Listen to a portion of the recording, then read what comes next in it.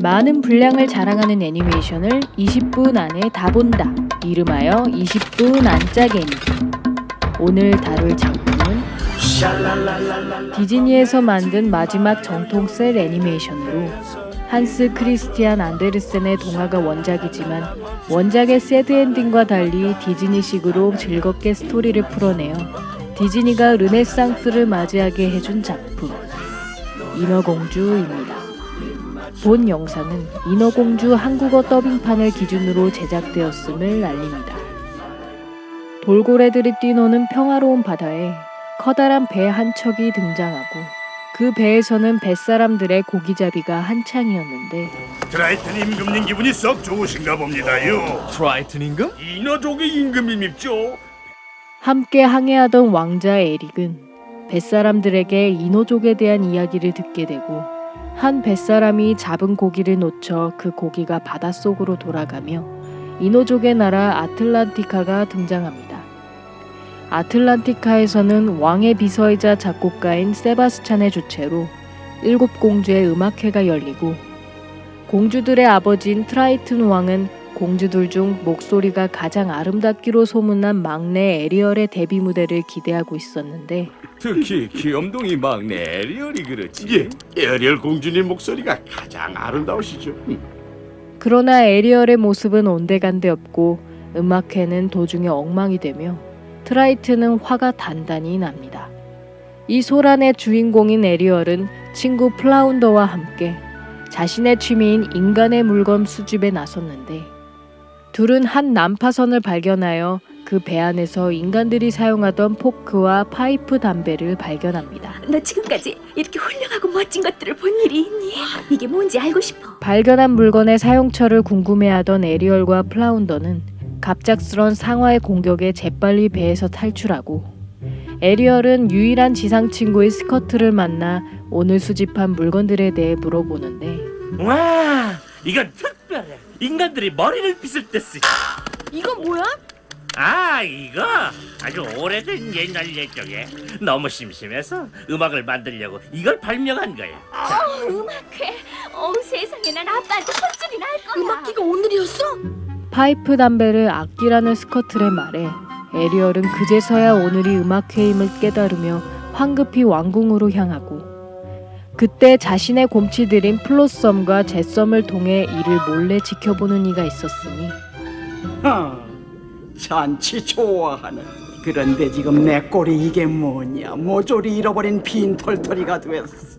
바로 아틀란티카에서 쫓겨난 우르슬라라는 바다마녀로 그녀는 트라이튼을 증오하여 그의 막내딸인 에리얼을 이용해 트라이튼에게 복수할 것을 꿈꾸고 내가 곧 기막힌 잔치거리를 만들어줌. 저 귀여운 공주를 단단히 감시해라. 저 애는 트라이튼을 파멸시킬 열쇠니까. 우르슬라는 에리얼의 행적을 쫓으며 복수의 기회만을 기다립니다. 황급히 왕궁에 도착한 에리얼은 트라이튼과 세바스찬에게 꾸중을 듣고 아빠 죄송해요. 제가 그만 깜빡이고. 중대했을 오늘 음악회가 망해버렸죠. 그래. 뒤에서 듣고 있던 플라운더가 에리얼을 변호하려 상호가 쫓아온 일을 이야기하다 그만 지상 친구인 갈매기 스커틀 이야기까지 해버리며 에리얼이 물 위로 올라갔다는 사실까지 들키고 맙니다. 너 또 물 위로 올라갔었구나. 그렇지. 아무 일 없었어요. 저들 야만족들 눈에 띌 수도 있잖니. 아빠, 그들은 야만족이 아니에요. 그들은 위험해요. 전 이제 16살이에요. 어린애가 아니에요. 너는 이제 다시는 물 위로 올라가면은 안 된다. 아버지의 말에 에리얼은 속상해하고 그런 에리얼의 모습에 트라이튼은 마음이 좋지 않은데 그애한테 너무 심하게 말했잖아. 만약 공주님이 제 딸이었다면 전 호되게 매질을 했을 겁니다.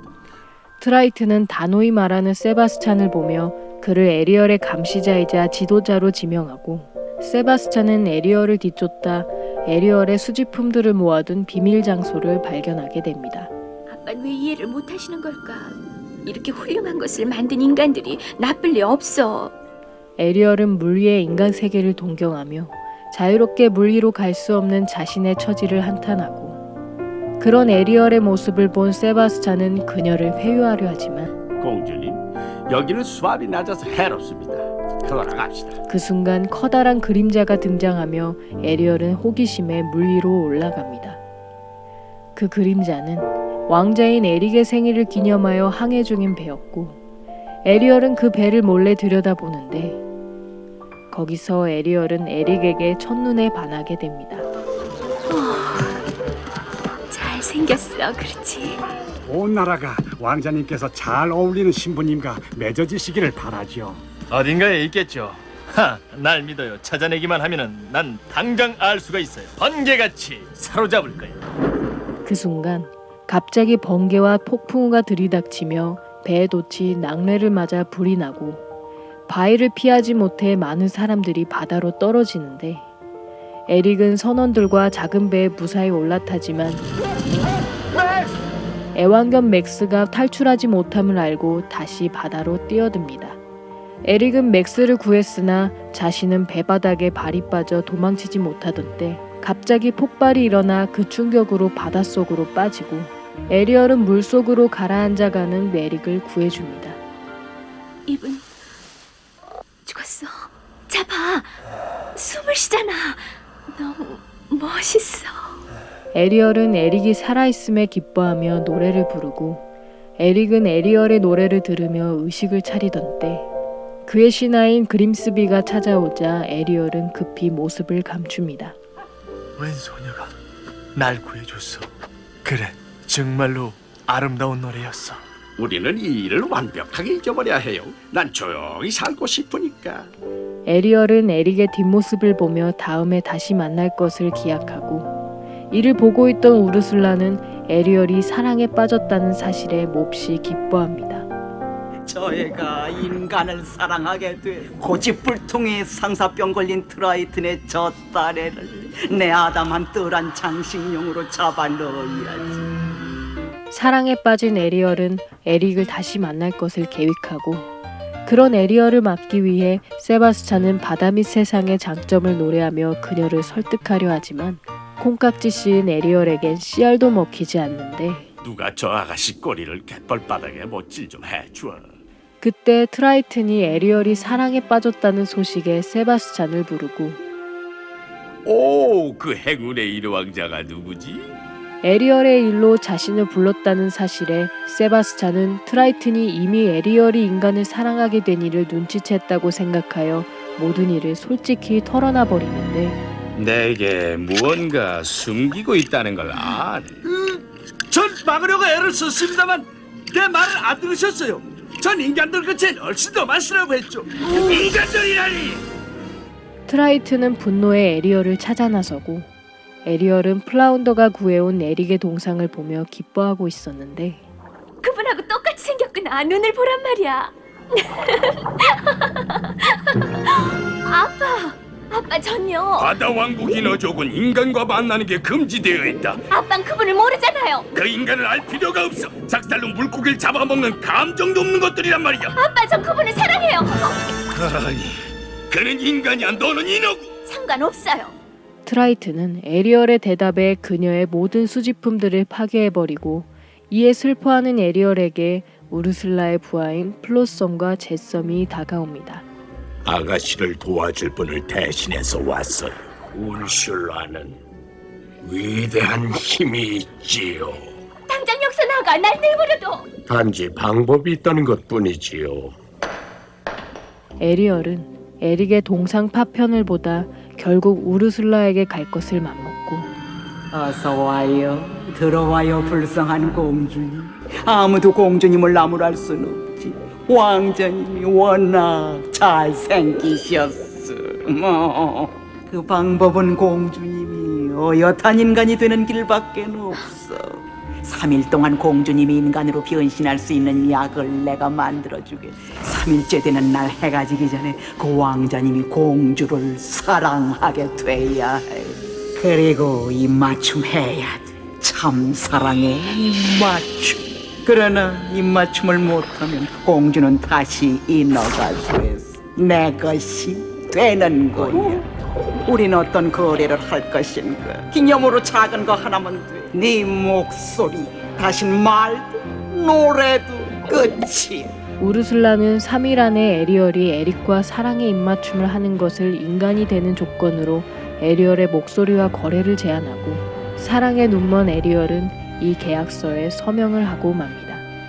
우르슬라는 계약대로 에리얼의 목소리와 맞받고 에리얼을 3일 제약의 인간으로 만들어주고 이 모든 것을 곁에서 지켜보던 세바스찬과 플라운더는 미칠 것만 같아. 이건 비극이야. 그 마녀를 잡아서 공주님의 목소리를 찾으면 아무 일 없이 돌아가실 수 있어요. 그 다음에는 공주님은 평생 동안 비참하게 갇혀서 그 다음에 왕자님 찾는 걸 도와드리겠어요. 내가 물렁이 개가 돼버렸어. 에릭을 찾아 에리얼과 이어줄 것을 다짐합니다. 한편 에릭은 에리얼이 불렀던 노래를 피리로 연주하며 그녀를 그리워하고 있었는데 목소리가 내 머리에서 떠나질 않아. 그 모습을 물끄러미 보던 맥스는 근처에 있던 에리얼의 냄새를 눈치채어 그녀에게 달려가고 인간이 되고 싶으면 무엇보다 먼저 옷을 입어야 해. 어디? 갑작스런 맥스의 등장에 깜짝 놀란 에리얼은 뒤이어 달려오는 에릭에 반가워합니다. 미안해요. 녀석 때문에 놀랐죠? 하지만 물진 않아요. 만났었죠? 만났었어. 맞아요. 내가 찾고 있는 바로 그 아가씨야. 에릭은 낯익은 얼굴에 고민하다 그녀가 자신을 구해준 여인이라는 생각에 기뻐하지만 그 여인의 목소리를 쫓고 있던 에릭은 에리얼이 말을 못한다는 사실에 그 여인이 아니라고 생각을 바꿉니다. 이름이 뭐죠? 말을 못해요? 그 아가씨가 아니로군요. 다리를 제대로 가누지 못하는 에리얼을 그냥 두고 볼 수 없었던 에릭은 자신의 궁전으로 안내하고 얼마 후 예쁘게 치장한 에리얼을 넋을 잃고 바라보던 에릭은 그녀에게 데이트 신청을 합니다. 내일 함께 왕국안을 한 바퀴 돌아볼까요? 이 제안에 세바스찬과 스커틀은 내일 데이트에서 에리얼과 에릭이 입맞춤하게 할 것을 궁리하는데 어떻든 그가 공주님하고 입 맞춰야 될 텐데. 입맞춤 했니? 아니. 그래? 빨리 서둘러야 하는데. 한편 트라이트는 에리얼의 모습이 보이지 않자 초조해하며 자신을 자책합니다. 내가 지나쳤나? 내가 지나쳤어. 다음날 에리얼과 에릭은 마을에서 즐거운 시간을 보내며 호수에서 보트를 타는데 아유, 하루밖에 안 남았는데 달콤한 노래 불러줘야지. 스커틀의 무드를 위한 노래 아닌 괴성은 오히려 분위기를 깨뜨리고 웬새가 다 죽어가는 소리로 우는군요. 이를 보다 못한 세바스찬이 일명 입맞춤 부추기기 노래를 부릅니다. 아가씨 이름을 모르니까 답답해요. 그럼 다이애나? 레이첼? 에리얼. 이름은 에리얼. 에리얼? 예쁜 이름이로군요. 그래, 에리얼. 분위기가 물이 오르고 드디어 에리얼과 에릭은 입을 맞추려 하는데 그 순간 플로썸과 제썸이 보트를 뒤집으며 입맞춤은 물 건너가고 맙니다. 저 조그만 계집애 재주가 제법이.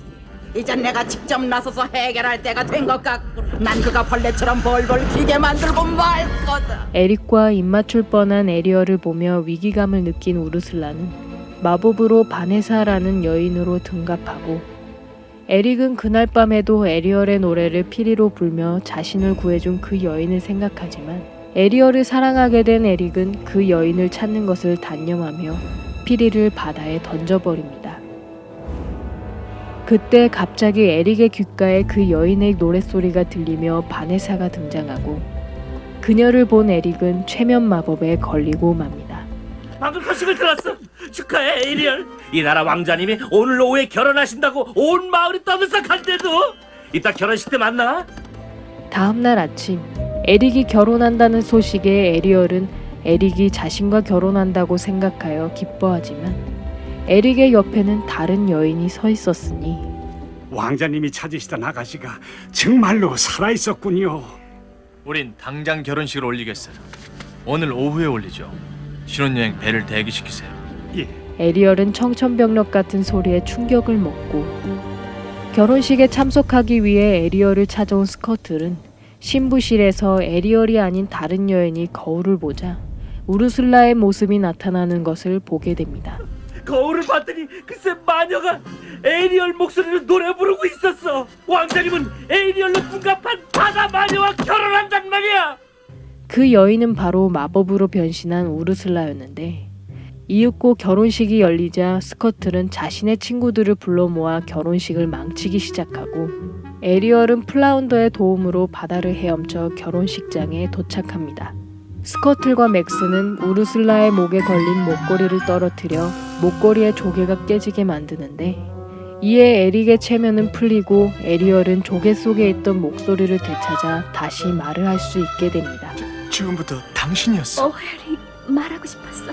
에릭은 자신이 찾았던 여인이 에리얼임을 깨달으며 둘은 입맞춤을 하려 하나 이미 시간은 늦어버렸고 해가 지자 에리얼은 다시 인어가 되어버립니다. 우르슬라는 인어가 된 에리얼을 바다로 끌고 가 자신의 노예로 만들려 하고 그런 그녀의 앞을 세바스찬이 모셔온 트라이튼이 막아서지만 우린 계약을 했거든. 이 계약은 이미 우리 둘이 합의한 완벽하고 합법적인 것이. 하지만 난 더 큰 상품하고 맞바꿀 용의도 있어. 합법적이라 파괴되지 않는 계약서에 트라이튼은 딸인 에리얼 대신 자신이 우르슬라의 것이 될 것을 계약하고 영혼을 빼앗겨 아무 힘이 없어진 트라이튼에게서 마법의 삼지창을 빼앗은 우르슬라는 매우 기뻐하는데 난 한번 그녀를 놓쳤어. 다신 놓치지 않겠어. 그때 에리얼을 따라온 에릭이 우르슬라에게 작사를 던집니다. 이에 에릭을 죽이려 우르슬라가 삼지창을 겨누지만 에리얼의 방해로 오히려 플로썸과 제썸을 소멸시켜버리고 결국 분노가 머리끝까지 찬 우르슬라는 거대화하여 에릭을 멀리 던져버리고 에리얼을 죽이려 합니다. 우르슬라가 에리얼을 공격하는 틈에 에릭은 휩쓸려온 난파선에 올라 우르슬라를 향해 조종하고 배끝에 부러진 뱃머리를 우르슬라의 복부에 가격하며 우르슬라는 소멸하고 맙니다. 우르슬라가 소멸하자 그녀의 마법에 걸려있던 트라이튼을 포함한 많은 인어들이 원래대로 돌아오고 정말 사랑하고 있군. 그 애가 무척 보고 싶어질 게야. 에리얼이 에릭을 진심으로 사랑한다는 것을 깨달은 트라이튼은 에리얼을 인간으로 만들어줍니다. 에릭은 인간이 된 에리얼을 끌어안으며 기뻐하고 에리얼은 자신을 이해해준 아빠에게 고마움을 표하는데 사랑해요, 아빠. 그 후 에리얼은 많은 인어들의 축하 속에 에릭과 결혼식을 올리면서 인어공주는 해피엔딩을 맞이합니다. 인어공주 시리즈는 3편까지 후속편이 있는데요. 에릭과의 결혼 이유가 궁금하신 분은 2편을, 에리얼이 에릭을 만나기 전에 과거가 궁금하신 분은 3편을 기대해 주시면 감사하겠습니다. 여기까지 인어공주였고요. 여러분의 구독과 좋아요는 힘이 됩니다. 구독을 하시면 다음 영상을 더욱더 빨리 만나보실 수 있습니다. 그럼 많은 시청과 관심 부탁드리면서 다음 편에서 만나 뵙겠습니다.